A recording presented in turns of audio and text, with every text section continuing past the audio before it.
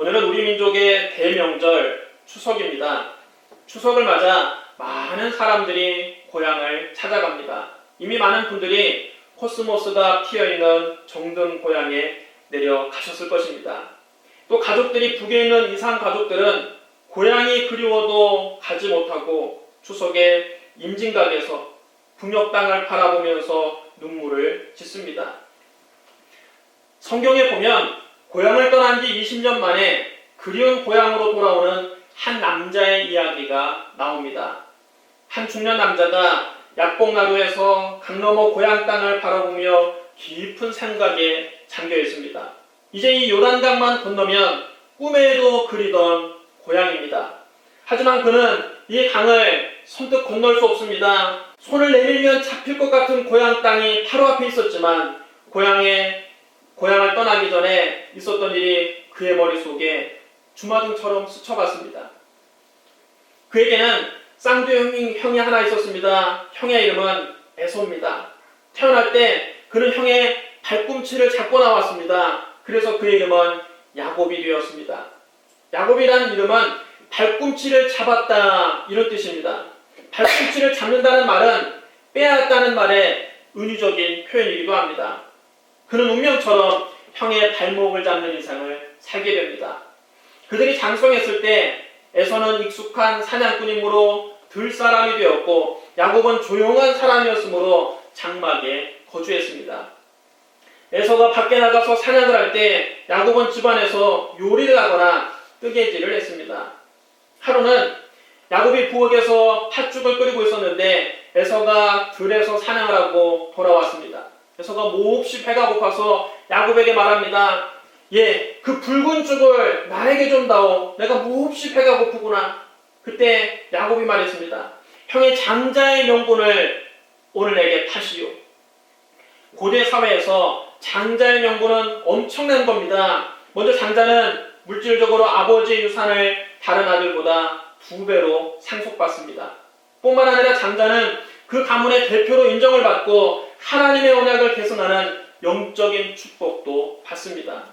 야곱은 언제나 자기가 에서보다 먼저 태어나지 못한 것을 못내 아쉬워했습니다. 야곱은 언제나 장자의 축복을 부러워했습니다. 얼마나 그가 먼저 태어나고 싶었으면 태어날 때부터 벌써 형의 발꿈치를 잡고서 나왔겠습니까? 할아버지 아브라함이 받은 축복과 아버지 이삭이 받은 축복이 자기의 것이 되기를 원했습니다. 아브라함의 하나님, 이삭의 하나님이 야곱의 하나님이 되기를 간절히 소원했습니다. 야곱은 평소에 늘 이런 영적인 축복을 갈망하고 있었습니다. 그래서 형 에서가 팥죽 한 그릇을 달라고 할 때 농담 반 진담 반으로 형의 장자의 명분을 오늘 내게 파시오 한번 떠본 것입니다. 그런데 뜻밖에도 에서가 이렇게 말하는 것입니다. 지금 내가 당장 배가 고파 죽게 생겼는데 그깟 장자의 명분이 내게 무엇이 유익하리요?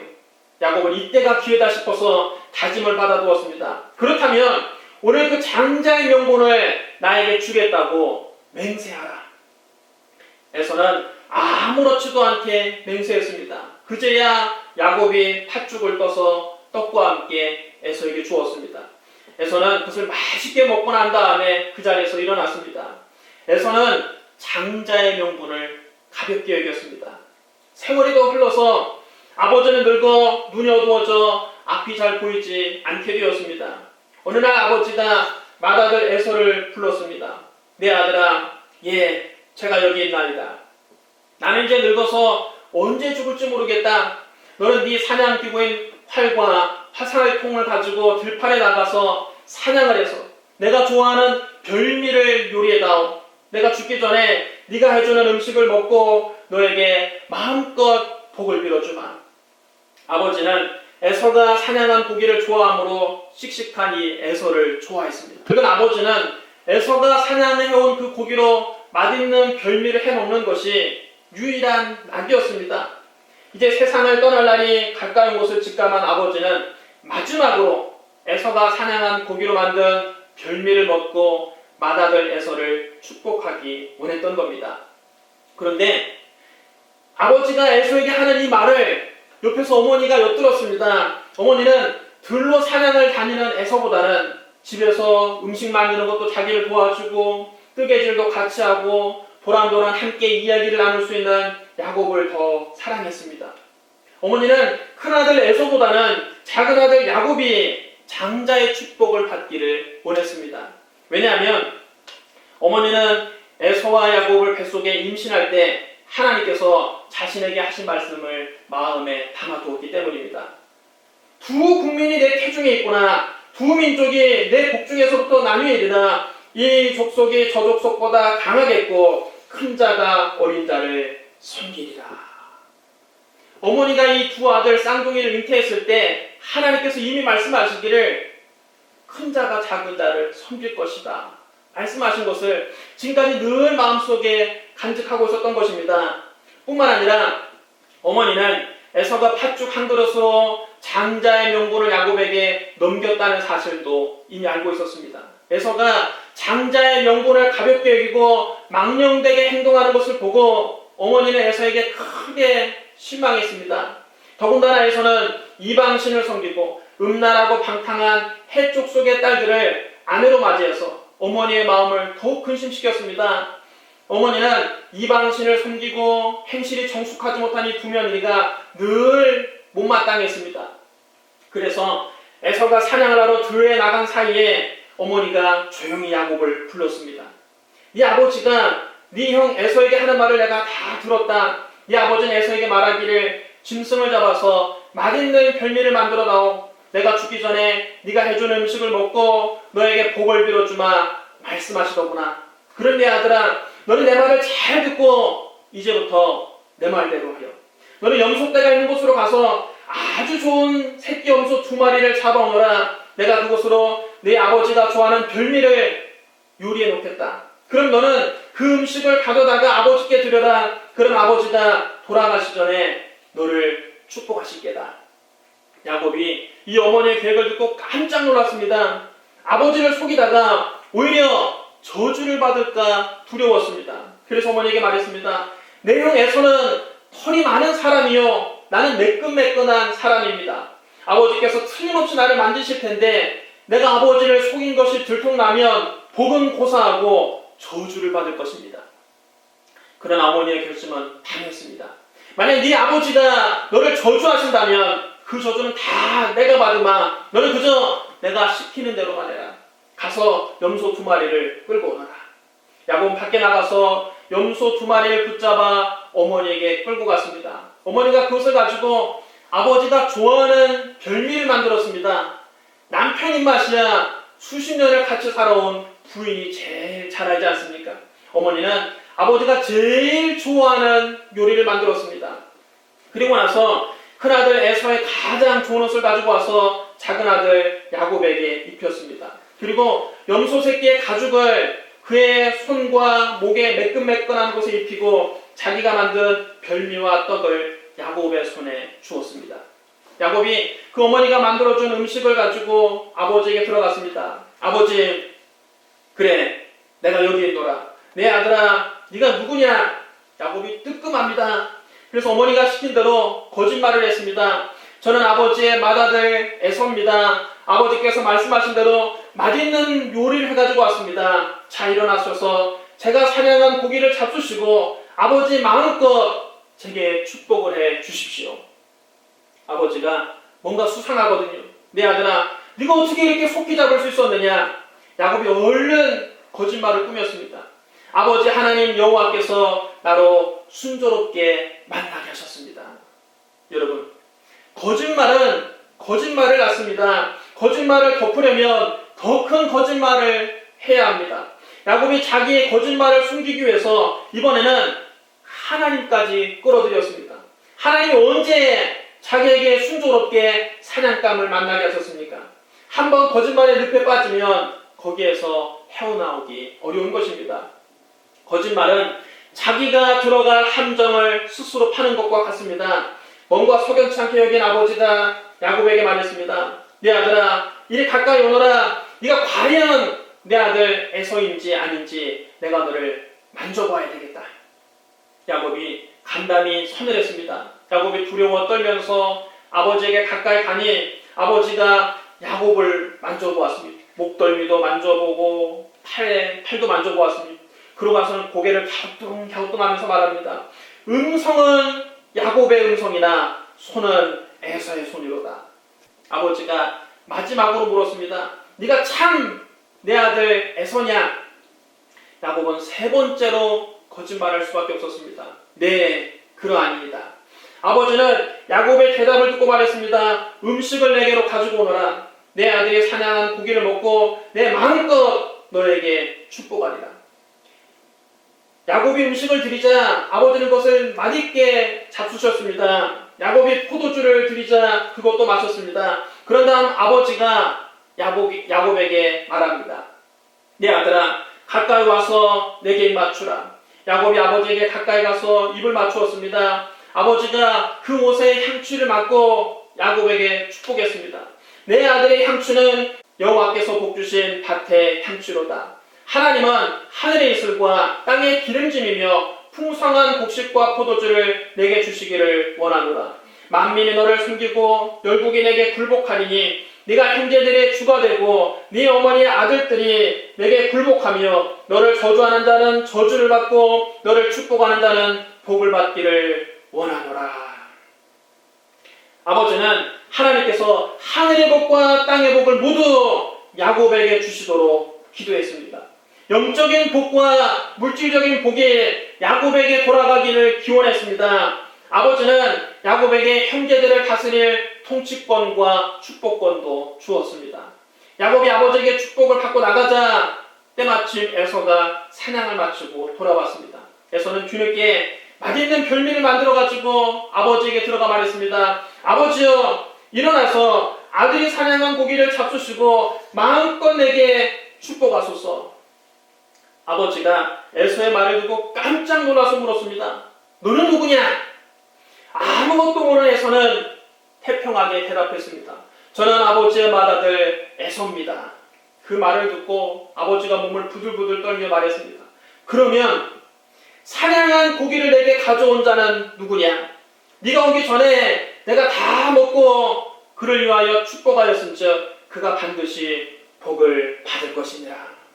에서가 그제서야 상황을 파악했습니다. 그는 뼈에 사무치는 후회의 눈물을 흘렸으나 때는 이미 늦었습니다. 에서가 땅을 치고 통곡하며 아버지에게 말했습니다. 내 아버지여, 내게 축복하소서, 내게도 그리하소서. 그런 아버지는 고개를 가로저으며 탄식했습니다.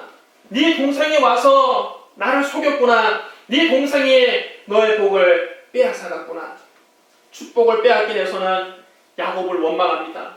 그의 이름을 야곱이라 함이 합당하지 아니하니까 그가 나를 속임이 이번이 두 번째니이다. 전에는 나의 장자의 명분을 빼앗고 이제는 내 복을 빼앗았나이다.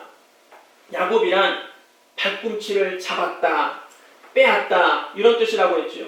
그 이름이 정말 딱 맞는 이름이라는 겁니다. 야곱이 자기의 장자의 명분도 빼앗고 이제는 자기의 복까지 빼앗아갔다는 겁니다.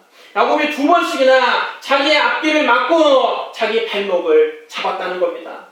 에서는 뒤늦게 지푸라기라도 잡고 싶었습니다. 그래서 아버지에게 물었습니다. 아버지께서 나를 위하여 빌복을 남기지 아니하셨나이까? 아버지가 또 고개를 가로저으며 대답했습니다. 내가 그를 너의 주로 세우고 그의 모든 형제를 내가 그에게 종으로 주었으며 곡식과 포도주를 그에게 주었으니 내 아들아, 내가 내게 무엇을 할 수 있으랴? 아버지는 하늘의 복과 땅의 복을 모두 야곱에게 주시도록 하나님께 기도했습니다. 영적인 복과 물질적인 복이 야곱에게 돌아가기를 기원했습니다. 야곱에게 가족을 다스릴 통치권과 축복권도 주었습니다. 아버지는 자기가 가져왔던 모든 축복과 권세를 야곱에게 다 물려준 겁니다. 에서에게 돌아갈 것은 아무것도 남지 않았습니다. 그 말을 듣고 에서가 가슴을 치면서 울부짖었습니다. 내 아버지여, 아버지가 빌복이 이 하나뿐이니까 내 아버지여, 내게 축복하소서, 내게도 그리하소서.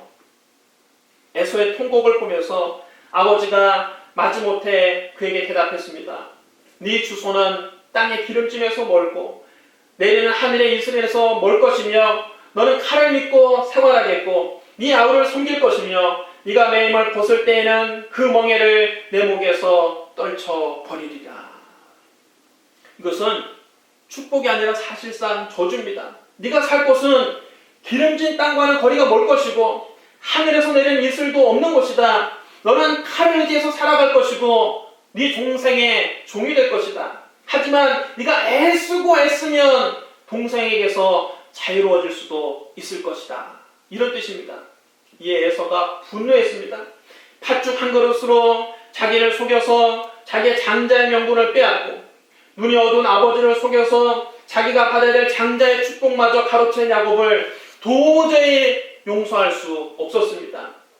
에서가 마음속에 칼을 갈면서 가정합니다. 이제 아버지를 곡할 때가 가까웠은즉 내가 내 아우 야곱을 죽이리라. 에서는 자기가 혼자 있을 때마다 혼잣말로 중얼거렸습니다. 아버지만 돌아가서 봐라. 내 저 야곱이 놈을 가만두지 않을 테다. 아버지만 돌아가시면 내가 반드시 저 야곱을 죽여버리리라. 그런데 어머니가 또 그 말을 우연히 엿듣게 되었습니다. 어머니는 황급히 작은 아들 야곱을 불러서 말합니다. 네 형 에서가 너를 죽여 그 안을 풀려하니 내 아들아 내 말을 따라 일어나 하란으로 가서 내 오라버니 라반에게로 피신하여 네 형의 노가 풀릴 때까지 몇 날 동안 그와 함께 거주하라. 네 형의 분노가 풀려 네가 자기에게 행한 것을 잊어버리거든 내가 곧 사람을 보내어 너를 거기서 불러오리라. 어찌 하루에 너희 둘을 잃으랴. 에서가 야곱을 죽이려고 하자 어머니는 야곱을 하란에 있는 자기 친정 오라버니에게 보냅니다. 형의 노가 풀릴 때까지 며칠 동안 거기에 피해 있으라는 겁니다.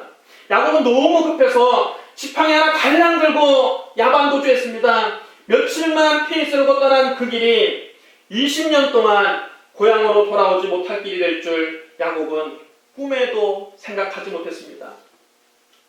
야곱은 그렇게 피난가서 그 후에 20년 동안 외삼촌의 집에 머물면서 머슴살이를 하게 됩니다.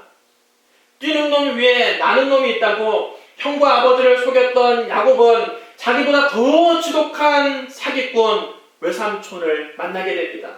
외삼촌이 야곱에게 말했습니다. 네가 비록 내 생질이나 어찌 그저 내 일을 하겠느냐. 네 품삯을 어떻게 할지 내게 말하라. 야곱은 외삼촌 집에 며칠 동안 머물다가 그만 외삼촌의 둘째 딸 라헬을 사랑하게 됐습니다. 야곱은 라헬과 결혼하고 싶어서 외삼촌에게 이렇게 대답했습니다. 내가 외삼촌의 작은 딸 라헬을 위하여 외삼촌에게 7년을 섬기리이다. 외삼촌의 둘째 딸 라헬을 얻기 위해서 7년 동안 무보수로 그 집에서 머슴살이를 하겠다는 겁니다. 야곱은 라헬을 얻기 위해서 7년 동안 낮에는 더위와 밤에는 추위를 무릅쓰고 눈붙일 겨를도 없이 일했습니다. 하지만 라헬을 사랑했기 때문에 고생이 고생인 줄 몰랐습니다. 7년을 며칠같이 여기며 일했습니다. 7년이라는 그 긴 세월의 기다림 끝에 야곱은 마침내 라헬과 결혼식을 올릴 수 있었습니다. 그런데 첫날 밤을 치르고 나서 아침에 일어나 보니까 자기 옆에 누워있던 여자가 라헬이 아니라 별로 좋아하지도 않고 관심도 없었던 라헬의 언니 레아였습니다. 여러분, 사람이 무엇으로 심든지 그대로 거두는 법입니다. 야곱이 형을 속이고 아버지를 속였더니 이제는 외삼촌이 야곱을 속이는 겁니다. 야곱이 화가 나서 외삼촌에 가서 따졌습니다. 외삼촌이 어찌하여 내게 이같이 행하셨나이까? 내가 라헬을 위하여 외삼촌을 섬기지 아니하였나이까? 외삼촌이 나를 속이시면 어찌됨이니까? 그런데 외삼촌은 마치 아무 일도 아니라는 것처럼 껄껄 웃으면서 태연하게 대답했습니다. 언니보다 아우를 먼저 주는 것은 우리 지방에서 하지 아니하는 바라. 이를 위하여 7일을 채우라. 우리가 그도 너에게 주리니 네가 또 나를 7년 동안 섬길 것이니라. 언니보다 동생이 먼저 시집가는 법은 없다는 것입니다. 언니도 주고 동생도 너에게 아내로 줄 테니까 라헬을 얻기 위해서라면 앞으로 7년 동안 또 무보수로 머슴살이 하라는 겁니다.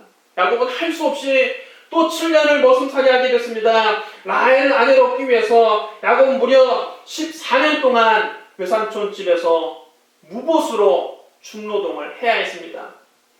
야곱은 가정을 이루고도 6년 동안 외삼촌 집에서 더 일을 했습니다. 그런데 외삼촌은 그때마다 해마다 품삯을 속였습니다. 외삼촌 집에서 야곱이 20년 동안 머슴살이했는데 그 20년 동안 외삼촌이 야곱의 품삯을 10번이나 바꿔가면서 야곱을 속였습니다. 야곱은 아버지와 형을 속인 대가를 톡톡히 치렀습니다. 자기가 심은 대로 거두게 되었습니다. 야곱의 마음속에 외삼촌에 대한 원망이 가득하게 되었습니다.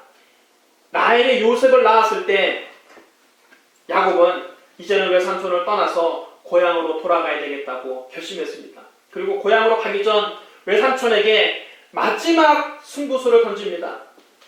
야곱은 외삼촌 라반에게 말했습니다. 이제 고향으로 돌아가고 싶습니다. 내가 외삼촌을 위해 일한 대가로 얻은 내 처자식들과 함께 떠나게 해주십시오. 내가 외삼촌을 위해서 어떻게 일했는지는 외삼촌이 잘 아실 겁니다. 그러자 라반이 당황하면서 말합니다. 너 때문에 하나님께서 나에게 복을 주셨다는 사실을 나도 잘 알고 있다. 네가 나를 좋게 여긴다면 여기 그대로 머물러 있거라. 보수를 얼마나 주면 좋겠는지 한번 말해봐라. 내가 얼마든지 너에게 주겠다. 야곱은 고개를 저으며 말했습니다. 내가 외삼촌을 어떻게 섬겼으며 외삼촌의 짐승을 어떻게 보살폈는지 외삼촌이 잘 아십니다. 내가 오기 전에는 외삼촌의 재산이 얼마 되지 않았는데 이제는 재산이 무척 많아졌습니다. 여호와께서 내 발길이 닿는 곳마다 외삼촌을 축복하셨습니다. 그러나 나는 언제나 내 집을 세울 수 있겠습니까? 언제나 내 일가를 이룰 수 있겠습니까? 라반이 보니까 이 야곱의 결심이 아주 단호하거든요. 내가 너에게 무엇을 주면 되겠느냐? 야곱이 그때 승부수를 던지며 말합니다. 당장은 무엇을 주실 필요가 없습니다. 하지만 외삼촌께서 내가 제시하는 조건을 승낙하신다면 제가 계속해서 외삼촌의 양떼를 먹이고 지키겠습니다. 오늘 내가 외삼촌의 짐승 가운데서 검은 양과 얼룩덜룩하고 점이 있는 양과 염소를 가려낼 테니 앞으로 그런 것이 나오면 내 품삯이 되게 해주십시오. 검은색과 얼룩덜룩하고 점이 있는 것들은 다 치워놓고 자기는 아주 순수한 흰 양과 흰 염소만 칠 테니까 그 가운데서 검은 것과 점이 있는 것과 얼룩덜룩한 것이 새끼로 나오면 그것을 자기 품삯으로 달라는 겁니다. 그럼 여러분 싫어할 사람이 어디 있겠습니까?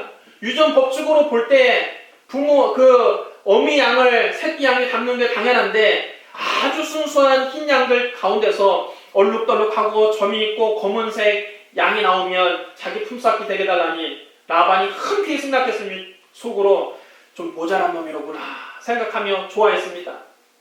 그리고는 검은색과 얼룩무늬 짐승떼를 모두 다 멀리 옮겨버렸습니다. 그러자 야곱은 그때부터 산에 올라가서 버드나무, 살구나무, 신풍나무 껍질을 벗겨서 얼룩덜룩하게 만든 다음 짐승이 물을 마시고 새끼를 뵐 때마다 얼룩덜룩한 무늬를 보여주었습니다. 야곱이 바라몹의 법칙을 사용한 것입니다. 여러분 우리가 무엇을 바라보느냐가 중요합니다. 우리가 바라본 대로, 생각한 대로, 꿈꾸는 대로, 말한 대로 일이 이루어지기 때문입니다. 하나님께서 야곱에게 은혜를 베풀어 주셔서 그때부터 낳는 새끼들마다 얼룩무늬가 나왔습니다. 흰 양떼들이 물을 마실 때마다 그 얼룩덜룩한 무늬를 보고 새끼를 뵐 때마다 얼룩덜룩한 무늬를 보더니 새끼를 낳기만 하면 희한하게 얼룩덜룩한 무늬가 나오는 것입니다. 모든 짐승이 다 얼룩덜룩한 것과 점이 있고 아랑진 것을 새끼로 낳았기 때문에 얼마 안 있어서 야곱은 금세 거부가 되었습니다. 그러자 외삼촌의 아들들이 그것을 보고 불평하기 시작했습니다. 야곱이 우리 아버지의 소유를 다 빼앗고 우리 아버지의 소유로 말미암아 이 모든 재물을 모았다. 야곱이 외삼촌의 안색을 보니까 외삼촌의 안색도 전과 같지 않습니다. 자기를 대하는 태도가 전과 같지 않습니다. 야곱은 두 아내와 자식들을 불러내서 한밤중에 그 짐승떼를 데리고 도망쳤습니다. 야곱이 또 야반도주라는 것입니다. 야곱은 이제 꿈에도 그리던 고향을 향해서 달려갑니다. 그러자 이 소식을 들은 라반이 자기 친척들을 거느리고 7일 동안 추적해서 마침내 길르앗산에서 야곱을 따라잡았습니다. 그런데 전날 하나님이 그 라반의 꿈에 나타나셔서 야곱에게 선악간에 아무 말도 하지 말라고 경고하셨습니다. 라반은 너무 화가 나서 야곱을 해할 수도 있었지만 하나님께서 간밤에 나타나셔서 그렇게 경고하시니 어쩔 도리가 없는 것입니다. 순순히 야곱을 보내줄 수밖에 없었습니다. 야곱과 라반은 그 자리에서 언약을 맺었습니다. 라반이 야곱에게 말합니다. 내가 나와 너 사이에 둔 이 무더기를 보라. 또 이 기둥을 보라. 이 무더기가 증거가 되고 이 기둥이 증거가 되나니 내가 이 무더기를 넘어 너에게로 가서 해하지 아니할 것이요 네가 이 무더기 이 기둥을 넘어 내게로 와서 해하지 아니할 것이니라. 야곱은 외삼촌 라반과 그렇게 결별했습니다. 그는 20년 만에 하나님의 도움으로 외삼촌의 그늘에서 벗어나 독립할 수 있게 되었습니다. 이제 야곱은 꿈에도 그리던 고향을 향해서 나아갑니다. 그러나 그에게 마음에 걸리는 게 하나 있습니다. 바로 형 에서입니다. 20년 동안 복수의 칼을 갈고 있을 형을 생각하니 마음이 무겁고 두려웠습니다. 사실 야곱은 지난 20년 동안 한시도 마음이 평안하지 않았습니다. 형을 생각하기만 하면 늘 마음이 두렵고 불안했습니다. 야곱은 형이 무서워서 고향이 있어도 못 가는 신세였습니다. 그러나 이제는 외삼촌에게로 갈 수도 없습니다. 야곱이 약복나루에 이르렀습니다. 이제 이 요단강만 건너면 형이 살고 있는 고향 땅입니다. 그는 형 에서에게 사람을 보내서 이렇게 시켰습니다. 너희는 내 주 에서에게 이같이 말하라. 주의 종 야곱이 이같이 말하기를 내가 라반과 함께 거류하며 지금까지 머물러 있었사오며 내게 소와 나귀와 양떼와 노비가 있으므로 사람을 보내어 내 주께 알리고 내 주께 은혜 받기를 원하나이다 하라. 형의 마음을 좀 풀어보려고 많은 예물을 먼저 형에게 보내서 형의 마음이 어떤지 한번 떠본 것입니다. 그랬더니 그 종들이 에서에게 갔다가 돌아와서 황급히 이렇게 보고합니다. 우리가 주인의 형 에서에게 이른즉 그가 400명을 거느리고 주인을 만나러 오더이다. 에서가 야곱이 온다는 소식을 듣고 20년 동안 칼을 갈며 이날을 기다렸는데 내 너를 만나면 단칼에 베어버리겠다며 집에서 기른 사병 400명을 거느리고 지금 야곱을 잡겠다고 출동했다는 것입니다. 이제 큰일 났습니다. 뒤에는 외삼촌에 큰 돌무더기를 쌓아놓고 이 선을 넘어오지 말라고 했고 앞에서는 형이 400명의 사병을 거느리고 자기를 죽이겠다고 달려오고 있다는 겁니다. 진퇴양난입니 앞으로 나아가지도 못하고 뒤로 물러서지도 못합니다. 야곱은 오금이 저리고 간담이 서늘하고 눈앞이 캄캄했습니다. 그는 두렵고 답답하여 안절부절 못했습니다.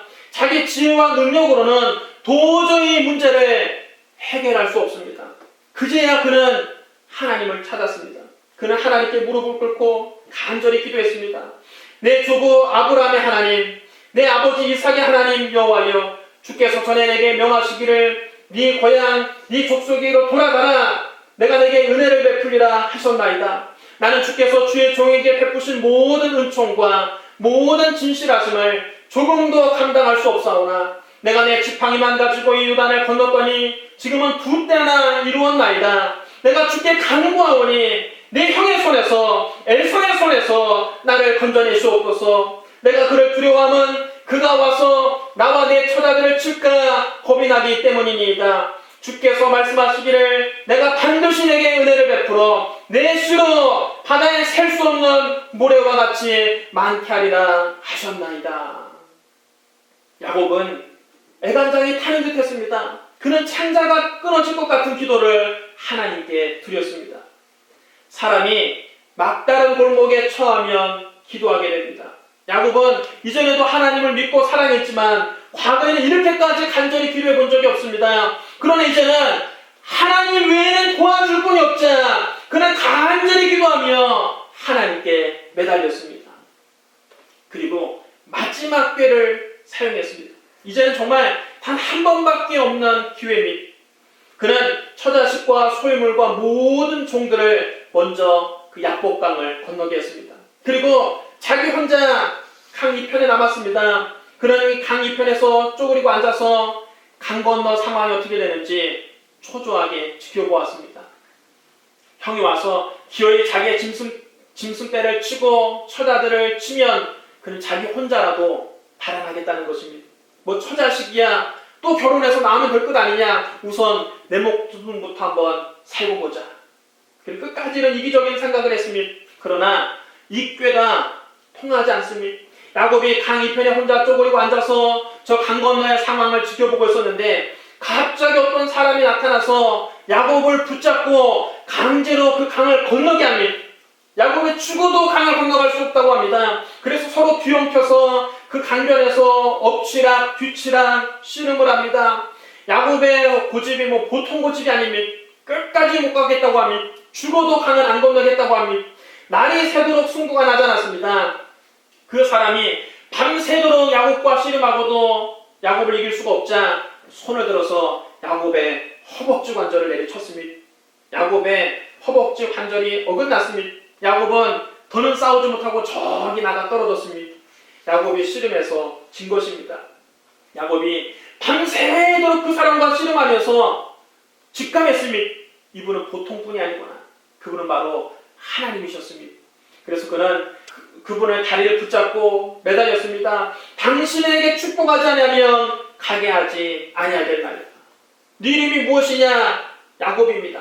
네 이름을 다시는 야곱이라 부를 것이 아니요 이스라엘이라 부를 것이니 이는 내가 하나님과 및 사람들과 겨루어 이겼음이니라. 이스라엘이라는 이름은 하나님과 겨루어 이기다, 그런 뜻입니다. 야곱은 분명 그 씨름에서 졌습니다. 허벅지 관절이 어긋나서 더는 싸우지 못하고 무릎을 꿇고 그 사람의 발목을 붙잡았습니다. 이것은 항복을 의미하는 것입니다. 그런데 하나님께서는 네가 하나님과 겨루어 이겼다고 말씀하고 있습니다. 여러분, 이게 무슨 뜻입니까? 하나님과 싸울 때는 지는 것이 이기는 것입니다. 하나님 앞에 무릎 꿇는 것이 승리하는 것입니다. 하나님께 항복하는 것이 하나님께 복받는 길입니다. 실제로 야곱의 인생은 야복나루에서 하나님께 항복하기 전과 항복한 후가 확실히 그의 인생이 다릅니다. 야곱이 하나님께 항복하고 무릎 꿇기 전에는 형을 속이고 아버지를 속였어도 잘 살지 못했습니다. 외삼촌 집에서 20년 동안이나 아침에 일찍 일어나고 저녁에 늦게 누우며 눈붙일 겨를도 없이 수고했지만 여전히 형에게도 쫓기는 신세였고 외삼촌과도 사이가 나빠졌습니다. 수고는 열심히 했지만 열매가 없었습니다. 성경은 말씀합니다. 여호와께서 집을 세우지 아니하시면 세우는 자의 수고가 헛되며 여호와께서 성을 지키지 아니하시면 타수꾼의 깨어있음이 헛되도다. 너희가 일찍 일어나고 늦게 누우며 수고의 떡을 먹음이 헛되도다. 그러나 야곱이 야복나루에서 자기의 고집을 꺾고 자기의 불순종을 회개하고 하나님께 항복하자 그 뒤로 여러분 어떻게 되었습니까? 그때부터 하나님께서 야곱의 인생을 책임져 주십니다. 그때부터 야곱의 인생이 하나님의 복이 임합니다. 이제 야곱은 하나님 말씀에 순종해서 야복나루를 건너서 형을 만나러 갑니다. 야곱이 다리를 하나 질질 끌면서도 처자들은 다 자기 뒤에 서게 하고 이제는 자기가 가장 앞장서서 형을 향해서 나아갑니다. 허벅지 관절이 어긋나서 이제는 도망가지도 못합니다. 하나님이 도와주지 않으면 단칼에 야곱의 목이 날아가고 자기가 20년 동안 수고해서 모은 모든 재산과 처자를 다 잃게 되는 것입니다. 절뚝거리며 형을 향해 걸어가는 그 야곱은 어제의 야곱이 아닙니다. 그는 인간적인 수단과 방법을 의지하는 것이 아니라 이제는 오직 하나님만 의지하고 나아가는 것입니다. 그런데 야곱이 모든 것을 하나님께 맡기고 믿음으로 나가자 놀라운 일이 벌어졌습니다. 에서는 야곱을 없애버리기 위해서 400명의 군사를 이끌고 질풍처럼 달려왔습니다. 그러나 저 멀리서 야곱이 걸어오는 것을 보니까 그 모습이 정말 기가 막힙니다. 야곱이 밤새도록 하나님과 씨름하다가 그 뻘밭에서 뒹굴었기 때문에 머리는 사자머리처럼 산발하고 온 머리에 진흙투성입니다. 씨름을 하다가 땅바닥에 내동댕이 쳐져서 얼굴은 여기저기 생채기가 났습니다. 옷은 너덜너덜 다 찢어져서 걸레같이 됐습니다. 게다가 허벅지 관절은 어긋나서 이제 제대로 걷지도 못하고 다리 하나는 질질 끌면서 걸어옵니다. 거지가 따로 없습니다. 에서가 야곱을 보니까 한 주먹거리도 안 됩니다. 에서는 야곱을 만나기 전에는 반드시 복수하겠다고 20년 동안 칼을 갈아왔는데 막상 다리 하나를 질질 끌면서 걸어오는 그 야곱의 모습을 보니까 갑자기 불쌍하다는 생각이 들었습니다. 못난 놈. 그래, 나를 속이고 아버지를 속이고 도망쳤으면 잘 먹고 잘 살아야지. 왜 이 모양의 꼴로 돌아왔느냐. 타양살이가 얼마나 고되고 힘들었으면 다리까지 하나 절게 되었느냐. 얼마나 타지에서 고생했느냐. 불쌍한 것 같으니라고. 야곱은 절름거리면서 형이 있는 쪽에 다가가서 7번이나 땅에 엎드려 형 앞에 절을 했습니다. 그 순간 에서의 마음속으로 20년 동안 갈아왔던 칼을 내려놓을 수밖에 없었습니다. 하나님께서 원한에 사무친 에서의 마음을 녹여주셨습니다. 에서는 말에서 뛰어내려 야곱의 목을 껴안고 엉엉 울었습니다. 에서도 울고 야곱도 울었습니다. 20년 동안 에서의 마음속에 응어리져 있던 원한이 한순간에 볶는 녹듯이 다 녹아버렸습니다. 하나님께서 에서의 마음을 변화시켜 주신 것입니다. 야곱이 울면서 형에게 사과합니다. 형님, 제가 잘못했습니다. 아니다. 그런데 네가 데리고 온 이 사람들은 누구냐? 하나님께서 못난 아우에게 은혜로 주신 처자식들입니다. 여보, 빨리 형님께 인사해야지. 얘들아, 얼른 큰아버지께 인사를 올려라. 그러면 내가 오는 길에 만났던 그 가축대들은 웬 것이냐? 제가 형님께 은혜를 입고 싶어서 드리는 예물입니다. 아우야, 내게 있는 것이 이미 넉넉하니 네 소유는 다 네가 갖거라. 형님, 제가 형님의 얼굴을 배운 즉 하나님의 얼굴을 뵙는 것 같습니다. 자, 이제 우리 갈 길을 서두르자. 내가 너를 지키는 길잡이가 되리라. 야곱이 20년 동안이나 풀지 못했던 형과의 관계가 하나님께 항복하자 순식간에 풀렸습니다. 야곱을 죽이러 왔던 에서의 400명의 군사들은 야곱과 그의 가족을 호위하는 호위무사가 되었습니다. 여러분, 어떻게 이런 기적이 일어났습니까? 하나님께 야곱이 항복하자 이런 기적이 일어난 것입니다. 잠언 16장 7절은 말씀합니다. 사람의 행위가 여호와를 기쁘시게 하면 그 사람의 원수라도 그로 더불어 화목하게 하시느니라. 우리가 하나님과의 관계를 올바로 하면 하나님께서 우리가 사람과 사람 사이의 관계도 회복시켜 주신다는 그런 뜻입니다. 그럼 여러분, 인생을 살면서 하나님과 싸워 이기려고 하지 마십시오. 인간의 고집으로 하나님을 꺾으려고 하지 마십시오. 하나님과 다투다가는 허벅지가 부러질 뿐입니다. 인간은 어떻게 하나님과 싸워 이길 수 있겠습니까? 하나님 앞에서는 내 고집을 꺾고 하나님께 항복하는 것이 이기는 길입니다. 하나님께 항복하면 그때부터 하나님께서 책임져 주십니다. 하나님께 무릎 꿇으면 그때부터 하나님께서 복을 내려 주십니다. 하나님께 항복하면 인생이 행복해집니다. 빨리 항복하면 할수록 빨리 행복해집니다. 여러분도 그러므로 여러분 하나님께 항복하고 여러분 자아를 깨뜨리고 하나님께 순종하는 삶을 살게 되시기를 주님의 이름으로 축원합니다. 야곱은 형의 에서에게 이렇게 말했습니다. 제가 형님 눈앞에서 은혜를 입어 싸우면 청하건대 내 손에서 이 예물을 받으소서. 내가 형님의 얼굴을 배운즉 하나님의 얼굴을 본 것 같사오며 형님도 나를 기뻐하시니이다. 여러분 한번 따라해 주시기 바랍니다. 내가 형님의 얼굴을 배운즉 하나님의 얼굴을 본 것 같습니다. 하나님의 얼굴을 본 것 같습니다. 여러분, 이것이 진짜 은혜 받은 사람의 변화입니다. 야곱이 하나님께 은혜 받기 전에는 형 에서가 원수였습니다. 그러나 하나님께 은혜 받고 난 다음 형의 얼굴을 보자 형의 얼굴이 마치 하나님의 얼굴처럼 보인 것입니다. 우리가 하나님께 은혜를 체험하면 죄인도 원수도 친구로 변합니다. 자기를 십자가에서 죽이고 나의 자아를 깨뜨리면 모든 사람의 얼굴이 하나님의 얼굴처럼 보입니다. 오늘 나의 영적 상태를 우리가 어떻게 알 수 있습니까? 내가 사람들을 어떻게 보는가 보면 알 수 있는 것입니다. 남편이 왼수처럼 보이고 아내가 왼수처럼 보이고 자식이 왼수처럼 보이고 시어머니가 가시처럼 보이고 며느리가 못마땅하게 보이고 이웃이 눈꼴 사납게 보이고 교우들이 가짠게 보이면 아직 덜 깨진 것입니다. 아직 약봉나루를 지나지 않은 것입니다. 아직까지 나의 자아가 시퍼렇게 살아있는 것입니다. 그러나 영적으로 약봉나루를 지난 사람, 하나님 앞에서 깨어진 사람, 진짜 은혜 받은 사람, 성령 충만한 사람은 남편의 얼굴이 하나님의 얼굴처럼 훌륭하게 보입니다. 아내의 얼굴이 하나님의 얼굴처럼 아름답게 보입니다. 자녀들의 얼굴이 하나님의 얼굴처럼 귀하게 보입니다. 시어머니의 얼굴이 하나님의 얼굴처럼 친근하게 보입니다. 며느리의 얼굴이 하나님의 얼굴처럼 다정하게 보입니다. 이웃의 얼굴이 하나님의 얼굴처럼 존귀하게 보입니다. 교우들의 얼굴이 다 하나님의 얼굴처럼 은혜롭게 보입니다. 여러분, 옆에 있는 사람에게 이렇게 인사하시기 바랍니다. 당신의 얼굴을 보니 하나님의 얼굴을 본 것 같습니다. 당신의 얼굴을 보니 하나님의 얼굴을 본 것 같습니다. 네. 사랑하는 성도 여러분, 오늘 이 자리가 저와 여러분의 약봉나루가 되기를 바랍니다.